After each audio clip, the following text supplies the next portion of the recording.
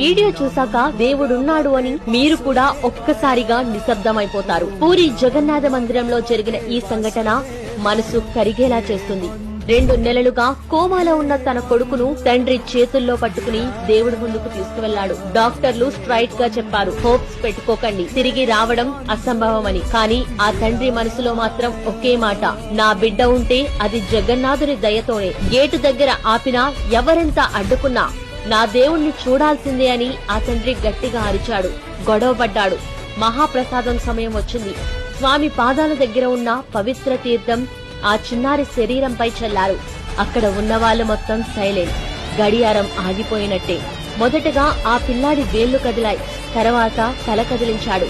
2 నెలలుగా కోమాలో ఉన్న ఆ అబ్బాయి అక్షరాల ఒక్క క్షణంలో కోమా నుండి బయటకు వచ్చాడు.